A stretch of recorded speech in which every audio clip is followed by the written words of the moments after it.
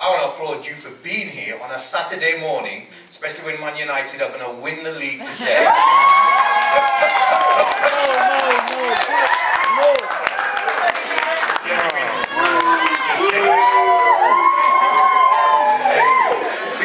Security. Clean out the Arsenal and Chelsea people, please. Yeah, that bus broke down for a reason. Anyway, that you're all here today, and that shows me that you're exceptional. Because let's face it, the majority of people talk a good talk when it comes to politics, but don't put their bodies and minds into action and decide they're going to do something. You guys chose to do something. You guys chose to turn up here today. So I credit you with being the next leadership. What happens when the economy goes down? Racism goes up. Are you with me on that point? Historically, if you look at recession in this country, the economy goes down, racism goes up. We see an explosion of violence, racist violence, explosion of racism in the police service. We see a media that begins to scapegoat who for the economic problems? People that look like you and I. We become the problem.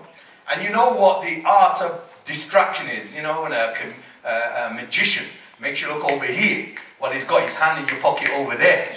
Yeah, but that's a skilled political art, and the politicians and the media are experts in it. And you know what that distraction and media representation looks like.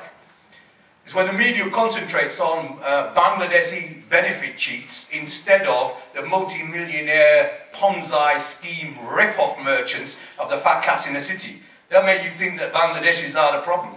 Meanwhile, you know, people are ripping off our pensions and multi-billion-pound fraud in the cities. Like Rosemary said, you know, we have a bullshit division between African, Caribbean and Asians that says your struggle is not my struggle. Well, that's short-sighted, because we've been here before. When the government, the Tory government, imposed immigration legislation on the Asian community in the 1970s, the Afro-Caribbeans thought they were higher up the Commonwealth ladder, closer to the master British white man. He would never do that to us. He's only doing it to those Asians because they can't speak English and they cook foods, this, that and the other, and all sorts of prejudice, thinking that we were somehow going to get away with it. 25 years later down the road, we were clapped with the same sort of immigration legislation. The Asian community sat back during the civil disturbances and said, well, it's those Afro-Caribbeans, everybody knows they're criminally intended, it's not like us. Thatcher said that the Asian community was the paragon of virtue, that they opened shops, they reflected British industry, and the Afro-Caribbean community should be more like the Asian community. And in the Asian community, 30 years later, you're all a terrorist according to the latest designation. When we're all fighting in our individual corners, seeing our world from our own little located prison, we're just reinforcing the racism that we're all face. You've got to be brave enough, you've got to be mature enough, you've got to be confident enough, even in the most hostile environment, to say, no, we've got to rise above that, we've got to build unity between us in order that we can all rise up. Because if one community goes down, trust me, everybody's going down with that community, whoever it is. Whether it's travellers, I see travellers in estates all around the country being treated as if they were slaves and animals, beaten by the police, thrown off their property. Do you think that police abuse is stopped with those travellers? That's visited on the Muslim boy that's walking in Tower Hamlets and the Brixton boy in the hoodie who's waiting outside Brixton tube station. So we must work together to put a bulwark against those sorts of abuses and stand together in sort of unity. We must avoid this sort of blaming the victim syndrome. You've heard it, that we're all living parallel lives, living in self-segregated communities. Well, we're not living in segregated community. I'm segregated by economic racism. I'm not segregated by choice. If you give me a choice, I'll live in Kingston or Surrey or one of them stockbroker belts with them nice pools, and I'll have a barbecue and bring my friends over. If you liberate me from economic racism, but you make me a prisoner of economic racism, force me to live in the poorest areas, and then say, well, you're segregating yourself from the rest of the community. We're not segregating ourselves from anybody. In fact, the African, Caribbean and Asian communities in the United Kingdom are probably one of the most integrated communities anywhere in the world. The only problem that we have is that when we move to the suburbs, the white people move out. Well, that ain't our fault. Every single meeting of this for the last 10 years, I took the students and walked with them to the National Union of Students 10 years ago when we got the first black student officer. I was there when the South Bank Union students who elected their first NEC all-black executive in '87 stormed the stage at the NUS conference because they wouldn't discuss racism. I was there when the South Bank University fitted every one of those national executive members up with criminal charges and tried to send them to jail. I was there defending them then, and we went to the NUS and decided to get a strategy. And we said, if we can pull together African, Caribbean and Asian Muslim students together into a single cohesive force, we'll get our black students officer. That's exactly what we achieved 10 years ago. And what have we achieved since then?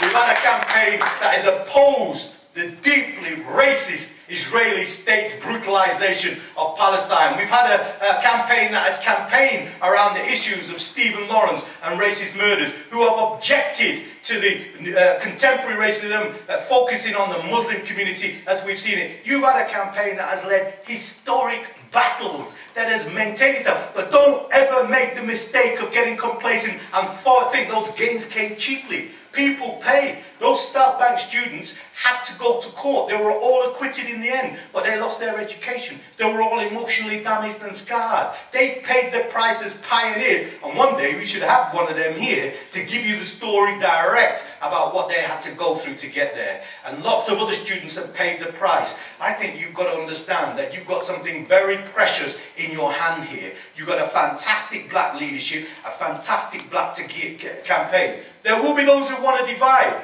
I remember those division discussions, sitting in a room with 10 people discussing what is the meaning of black for 16 hours, at the end of which you're left with 2 men and a dog, and the dog's drunk, and you're still not getting any sense out of anybody in that room. And at the end of the day, people left because of their disillusion, because they're hell about what the definitions are. We all understand what the problem is. The problem is racism. We unite around what unites us in relation to racism, and we don't worry about silly divisions. Don't forget, colonialists kept us apart by what method?